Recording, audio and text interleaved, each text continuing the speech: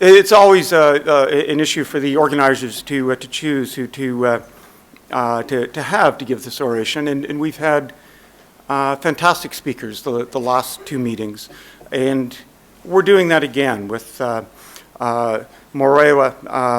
Glover, with looking at this from a standpoint that many haven't, which is from the standpoint of the consumers, the people who are actually using these products, essentially applying what we would do in public health in any other area to an area where we've been fairly slow in doing this. As chair, I'm taking upon myself to not give a lot of background information on any of the speakers. It's all in the bios, and I want to have them to have more time to speak. So I would like her to come up and give us her view of what's going on, and I'm sure everyone's going to learn a great deal, as you will from the rest of these sessions, but to get a different perspective on a lot of what's happening here. Thank you, Mara.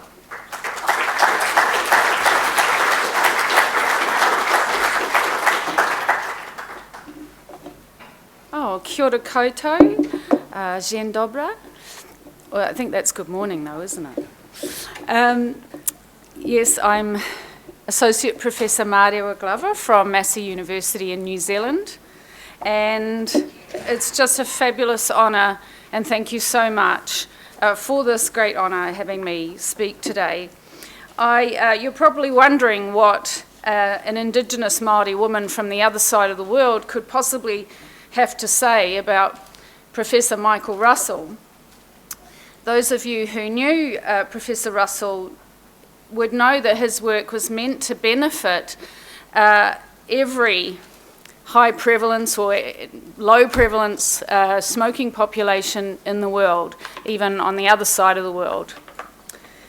So whilst the smoking among Māori and other colonised Indigenous peoples, so for example the Australian Aboriginal people, Canadian First Nations, the Kanaks in New Caledonia, and Native Hawaiians, it's just to name a few of the colonised people we all share very, very high smoking prevalence rates, which is an interesting factor, suggesting that colonisation is a driver of high smoking prevalence.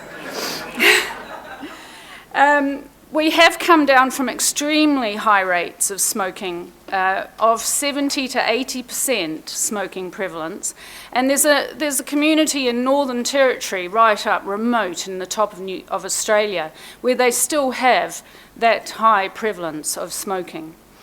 But we have these such high rates because when tobacco was introduced to our countries or our tribes, it was introduced in a way not just to the men, and this is the significant difference. I'm often asked, why do Māori women smoke at such high rates?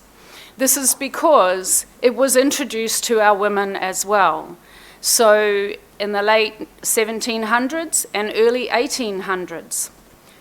So among our Māori women, our women have been smoking almost 100 years longer than European women. And if you want to know what happens from long-term, generation upon generation of smoking among women, you need to look at what has happened to our women. For example, one of the highest rates of lung cancer in the world, 3 times the rate of cervical cancer, I could go on and on. Most of the studies of health effects are looking at European women or European men, like the British doctors study. Now, there's this thing. So we have brought smoking down, but Māori women's smoking rates are still at 42%. I should have done the disclosures. No financial interest. Now, I think I do need to disclose that I am given product to Vape It Forward. I set up on Twitter with my husband, Vape It Forward, and we asked people to donate electronic cigarettes and nicotine e-liquid, which is banned for the import, sale and distribution in New Zealand. So on Twitter, I just asked everyone, please donate. So we don't break the law. I give people a name and address of a smoker in New Zealand, And then we have some very generous international people, thank you very much to you, those of you who are here, who then send directly to the person in New Zealand. That's not illegal to do. So, some product gets given directly to me, but I don't keep it for myself, I hand it on. But I think I probably should disclose that. And thank you so much to Jerry and Paddy and the Global Forum, of course. Right, there's the New Zealand slide. Gorgeous Glenorchy, just outside of Queenstown. And here's the prevalence statistics. Okay, so you'll see there at the top, now this is regular, making sure I give you just the daily, Martin, regular. So anyone smoking monthly, anyone who is a regular smoker, smoked over 100 cigarettes in their life, monthly smoking, not daily smoking. So we've just recently had a bit of argy-bargy in New Zealand because everyone else is using the census statistics, which is only daily smoking, which shows it's coming up much lower, and they're claiming success. If you look at the Ministry of Health's own survey, the health survey, there we have 42%, no significant drop in Māori women smoking or Pacific Island smoking over the last 9 years using this survey. So you can see the huge disparity there. European women, so the European population are numerically dominant in New Zealand. Māori make up about 15% of the population. Pacific are about 9%, but going to grow, and similar to Asian. So the European women, 13%. So Māori smoking is over 3 times higher. So this kind of inequity in benefits from tobacco control by ethnicity, gender, sexuality, by wealth, by ability, is common, and it's becoming increasingly obvious in our countries that have now very low smoking prevalence rates. So New Zealand is claiming to have a 15% overall smoking prevalence rate, and Australia is claiming even less than this. So very low smoking prevalence rates, but very high disparities within groups within these countries. And I'm saying the inequity in benefits of tobacco control. But anyway, what's that got to do with Professor Russell? I'll come back to that. First, I want to just encourage you to watch the previous orations in 2014 by Professor Peter Hayek and last year by Derek Yak, because I want to build on their talks and add another thread to the story of Professor Michael Russell. And those presentations are on the GFN website. You can go back and see the previous ones. I first may have met Professor Russell in 1994 at the 9th World Conference on Tobacco or Health in Paris. He was there, and his talk, that was at the very beginning of my career in reducing harm from smoking, my first world conference I went to. And his talk then promoted the development of alternative, safer delivery mechanisms for nicotine. So in line with his promotion of harm reduction, and that's what we thank and memorialise him for today. So back in 1993, and you know that it went back even further. So I'll just go back further to flesh out some more attributes and values that Professor Russell modelled and that I think we could emulate more in our current day work. I'm told that he was a visionary and that he's remembered for being ahead of the times. Visionaries often seem to have a view into the future. I think I heard someone talking about Nostradamus last night or the night before. We often wonder, like, well, where do they get their ideas from? And does it come to them like in dreams or despair over the terrible situation that we're facing? And I wonder if one morning he woke up with a vague sort of sense or memory of having dreamt that electricity might have something to do with ending the reign of commercialised harmful tobacco. So 40 years before the emergence of the electronic cigarette, Professor Russell he began to research how to help people stop smoking 40 years before. His first experimental treatment in the mid-1960s was electric. This is his paper. He did a study on using electric aversion therapy, that's his word, but electric shock treatment. So maybe he did have a dream about electricity way back then, But of course, that's what he had access to in his current work that he was doing. So did it work? No, it didn't work. I think it's a shame that tobacco control and public health have forgotten this study. For the last 30 years, our whole comprehensive tobacco control program has been aversive. It's been based on shocking people into quitting with crushing taxes, the threat of and actual social exclusion. These are just some of the, this is an Ash New Zealand postcard, but probably borrowed. Public shaming and abuse we've pathologised people who smoke. Mind if I smoke, care if I die. This is the sort of thing we've done to get people to quit smoking. We've demonised them, and we've demonised the nicotine. And we did that on purpose. Like some of us who have been around for a long time, we knew that nicotine wasn't that bad, but it was a strategy we used if we demonised nicotine to scare people off smoking. But people have forgotten that, and now they believe that. They think it's true. Oh well, that's just one of our mistakes we've made. As I'm saying, new and younger generations of tobacco control and health promotion workers, they don't even know the theoretical basis of this approach or that it is flawed. This approach, cognitive, creating cognitive dissonance, blah, blah, blah, social learning theory, it's all based on that, and it's flawed. We've been bullying people into quitting, and it's become institutionalised. It's become normalised. It's really, really horrible in New Zealand and Australia.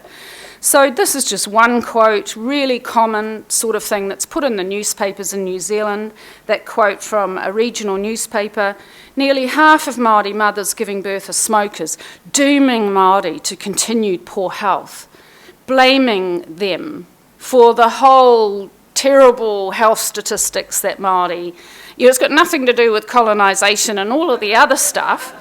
No, it's because these bad girls smoke while they're pregnant. And this horrible cartoon, which was deemed not racist by the Race Relations Conciliator, it's like, psst, if we can get away with this, the more cash left for booze, smokes and pokies. And what's pictured there are a Māori or Pacific Island family. And this is it came out around a program to provide meals in schools for children, free school meals, because the children weren't getting breakfast at home. And look at why. Look at these disgusting people, fat, smoking, gamblers, irresponsible trash. That's what that says. That's really, really hurtful stuff. And we have that in our newspapers on a regular basis.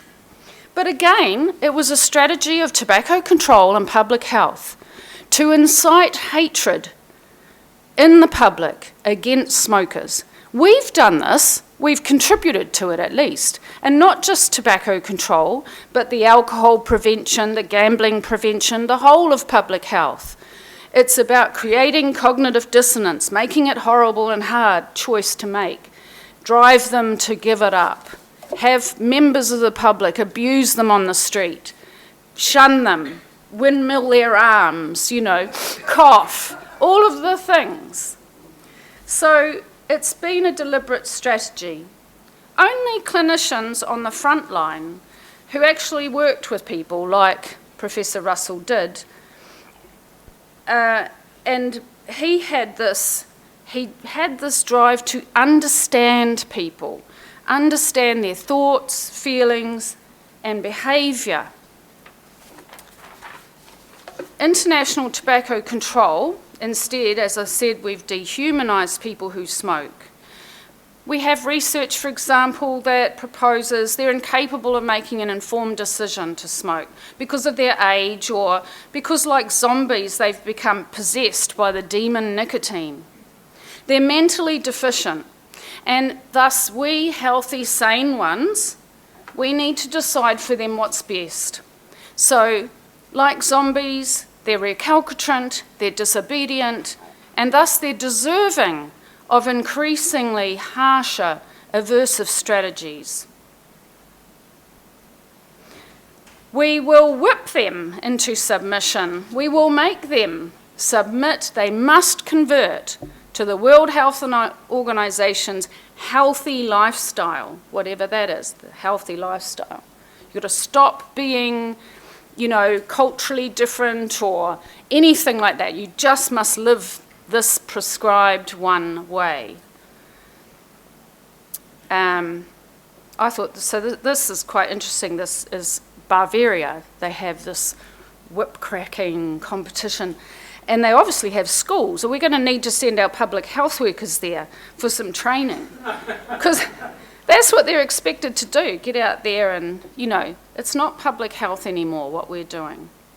As a clinician and researcher that actually worked with people, as opposed to several commentators we know working against the growth of harm-reduced nicotine products today, Professor Russell seemed to genuinely care and be driven to understand people's experience of smoking.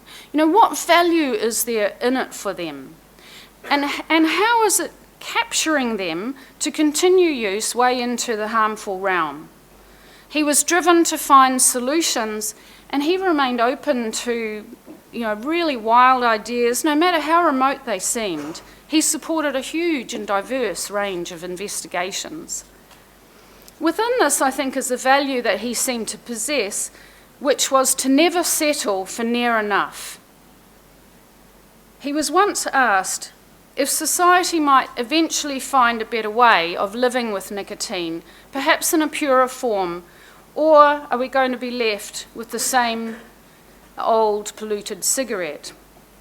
He replied, I think among better educated people in reasonably wealthy countries, one might see some improvements. And this is the insight of particular relevance to me as an Indigenous Māori woman. Whilst just focusing on reducing the incidence of disease and early death for at least the majority is a killer for Indigenous people and other minority and marginalised groups living within societies dominated by a different ethnic or social class, because we don't count. The dominant group dictate policy development and program purchasing and politics to benefit the majority. That's themselves first and foremost. The TPD, the FDA restrictions to stop people from switching over to e-cigarettes from smoking, taxing e-cigarettes, setting a maximum level of nicotine, a stupid level of nicotine, all of those things will make it harder for the poor and the marginalised to get off smoking and to switch to e-cigarettes. What's that about, really? I think that Professor Russell recognised that the benefits of new life-saving alternative nicotine delivery systems would not reach the poor, the uneducated, and the marginalised. And I think that this partly drove his enthusiasm for the nicotine gum. He knew that we needed to have a nicotine product that could be cheaply available to the masses, as in China. So this remains a challenge for us today, to those of you researching and manufacturing new harm-reduced nicotine products. How will your product, for example, how will the e-cigarette be developed and evolved so that it can be designed, be manufactured and distributed so that it reaches even the poorest smoker in remote Australia the people with mental health conditions in all our countries, how will your product get to them? This is another value. There's another value I think Professor Russell held and he passed on. No smoker should be left behind. So our mission remains very much the same, I think, as it's always been. We need to understand the benefits of nicotine for people, because there clearly are some. We need to understand the barriers to switching to harm-reduced nicotine products, because we now have some. We need to be clear about our public health purpose, which is about reducing death and disease. We have no right to go out there and tell those people, all those other people of different cultures and race, which is beautiful, I love that, to be like you know, to be like us, to stop using your language and stop being unique and stop being amazingly different and wonderful and exciting. Be like us. That's what it's about. We need to be innovative, creative and visionary in our search for an efficient, pragmatic solution that's acceptable to the user. And we need to make sure that we're delivering to all people, not just the elite who can afford it. So low middle income countries, Indigenous, the comorbid, the poor, the marginalised. In New Zealand, a team at the Auckland Bioengineering Institute has just completed a proof of concept of a needle-free subcutaneous nicotine injection device, right, subcutaneous. So this shoots nicotine as fast as a bullet through a tiny orifice in the end of that device into the skin, and it forces nicotine down into the sublayers where it can then soak through into the bloodstream. Exciting. It's exciting. Now, a couple of lessons from this. We need to bring in people from other disciplines who haven't been tainted by the train wreck of tobacco control today. Other disciplines have potentially devices or solutions they're working on for other issues. Like this one was originally is looking at delivering for diabetes, how to deliver injection or medicine without injections, right? And so talk with them, I'm like, well, and they said, oh, I wonder if this would work for nicotine.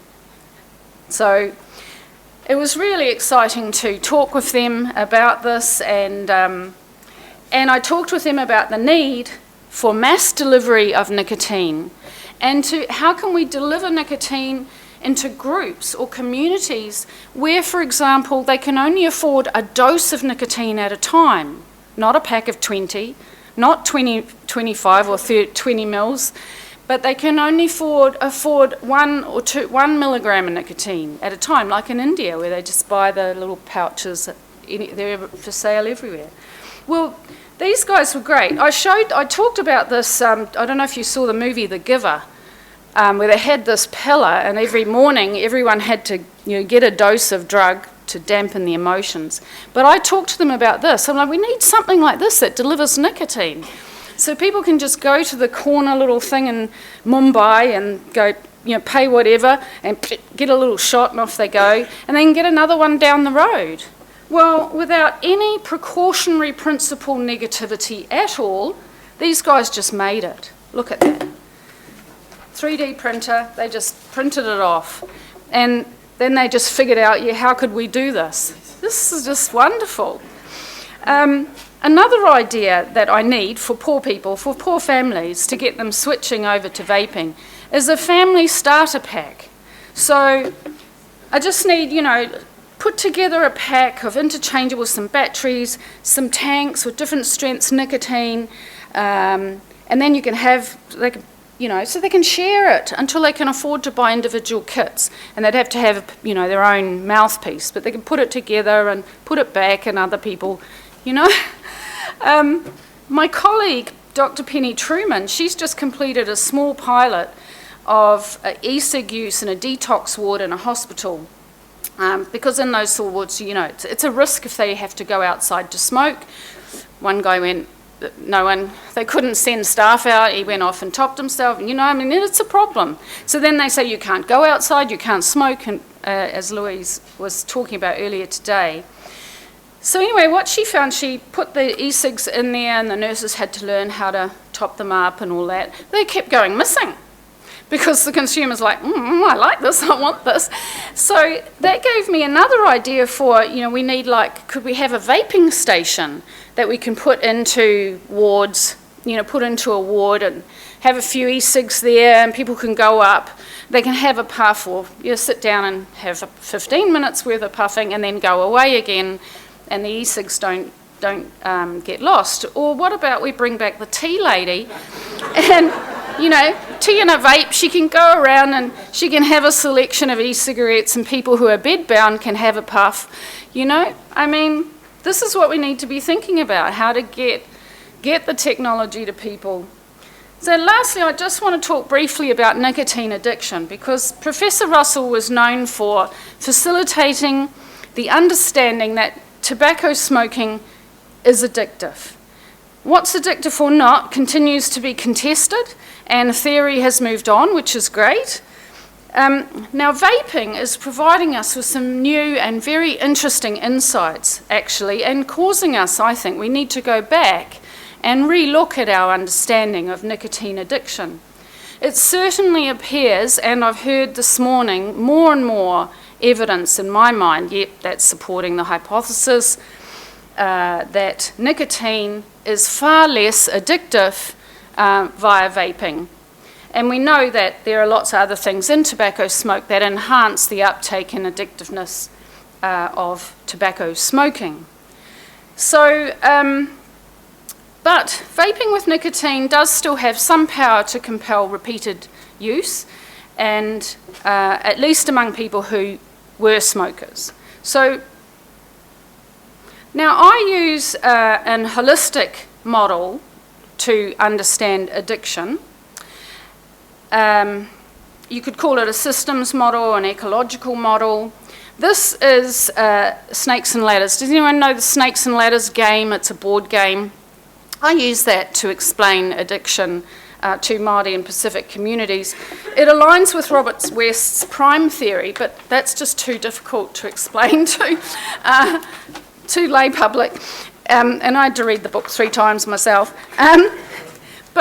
So this came out of one of my research projects. The snakes is relapse. That's a trigger to relapse. And the ladders, or I've got ropes there because that's what we used to have, rope ladders. The ropes or the ladders represent a trigger to quit and a quit attempt.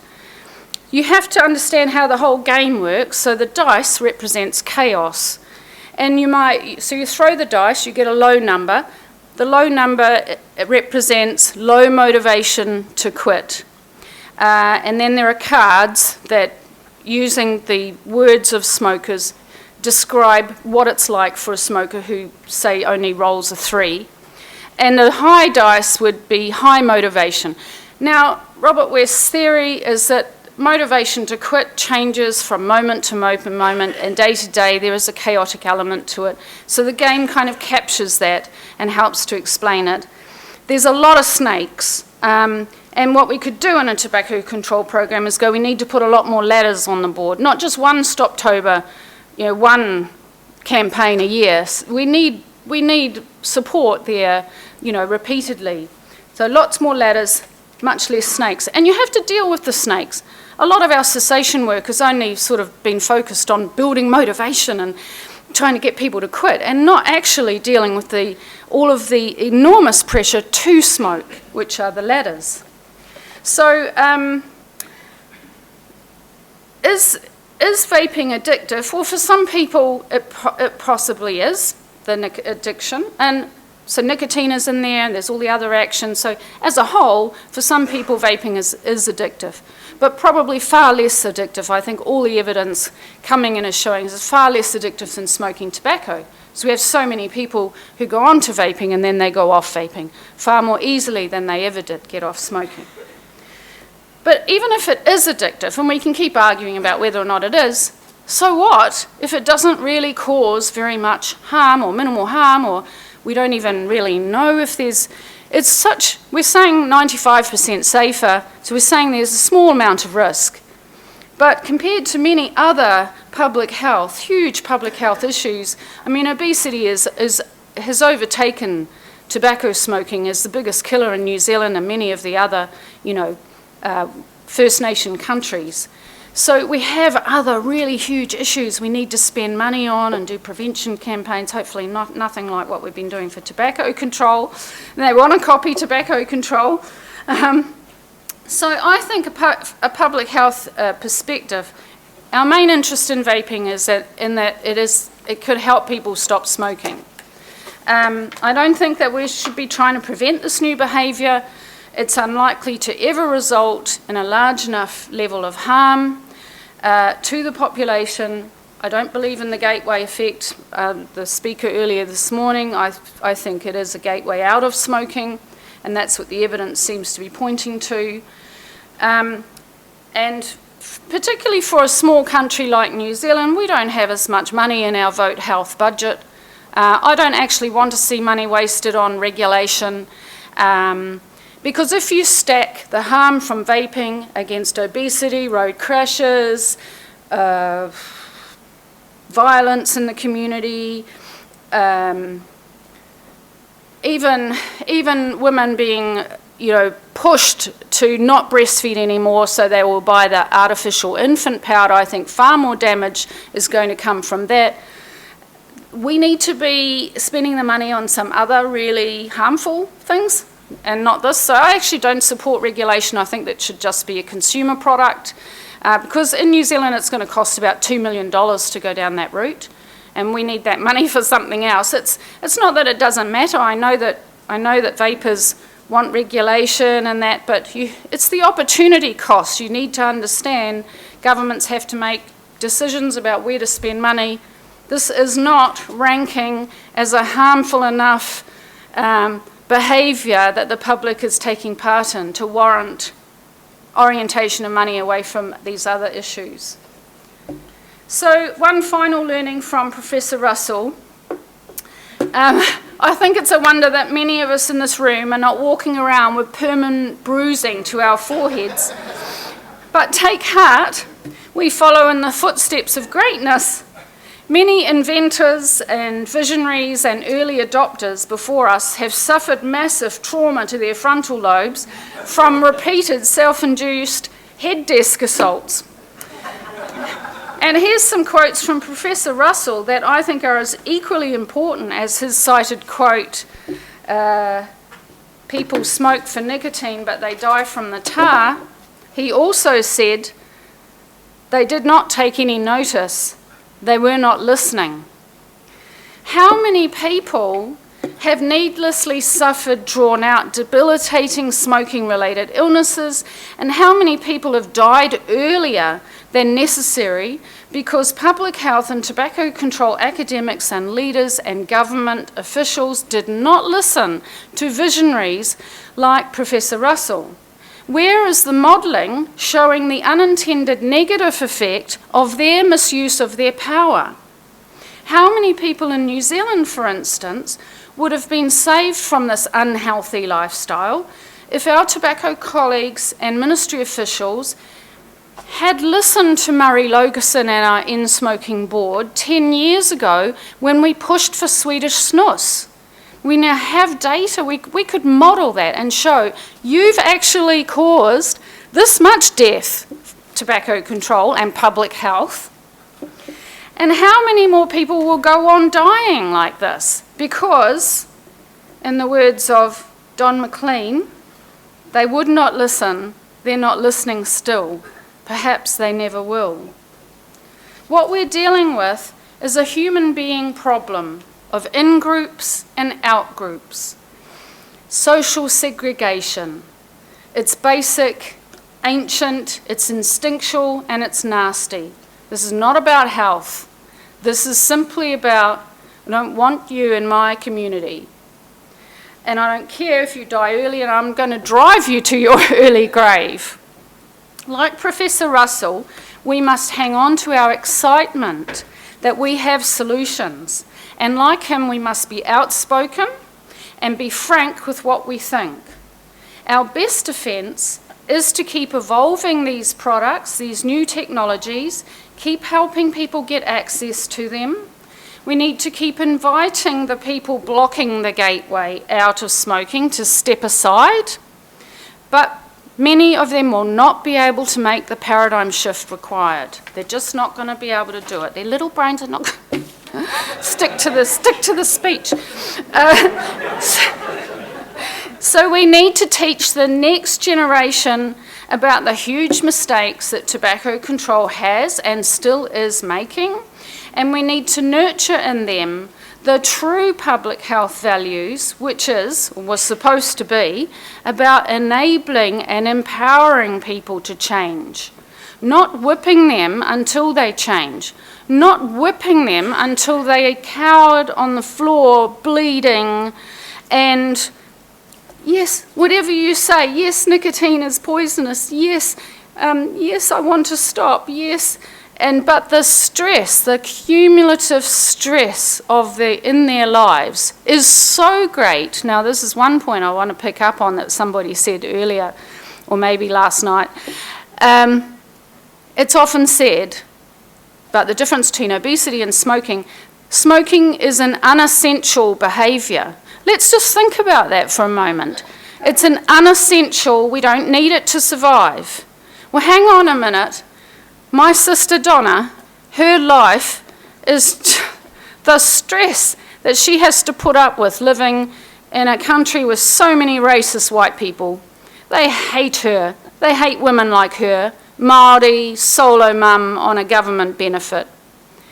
She has to put up with racism on a daily basis, as many, many women in New Zealand do, many Māori women. Then her son got sick. So last year I went home from this conference. Donna Darville, I'm so sorry she's too sick to speak today. She gave me an e-cigarette. I took it back. I gave it to my sister Donna. I've given her everything. You know, you name it. Anything that came out.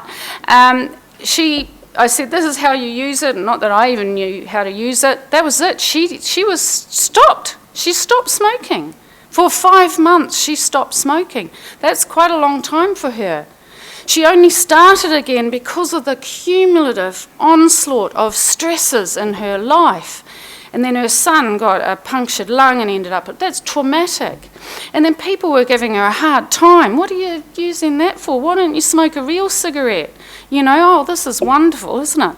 So, you know, I got her off smoking. We got her off smoking with an e-cigarette. And she went back. And, yeah, that's the sort of thing we're up against. That's those, anyway, got her hooked up again. She only likes one particular device. I won't say because then I'm sort of preferencing one of the companies. And so I've got it back to her and hopefully she'll try again. And that will be a faster back to, you know, getting off smoking than any of the other products that we've had so far. So this cumulative stress that we are creating actually is driving our Māori women back to smoking. They are quitting. They are driven to quit by the horrible the tax increases, which are getting really, really crushing now. But they can't stay stopped. The stress drives them back. We are driving them back, not a lot of you. Public health, tobacco control, and all the other public health campaigns are now a determinant of smoking in New Zealand for Māori women. So I want to finish there. So I'm just going to say thank you in Māori, and in accordance with our traditions, I can't sing Starry Starry Night, so we'll sing another Māori song for you. Last year I put up a proverb. This year we will sing you the song of that proverb. So tēnā koutou, tēnā koutou, tēnā koutou katoa. Unu he te rito te hara ke kei he te ko mako I ko. Whakatai rangi te rereki uta rereki tai. Nau I ki mai, he aha te mea nui. Māku e ki atu, he tangata, he tangata. He tangata. Aku e ki atu. He tangata, he tangata, Tangata. Kia ora. Kia ora.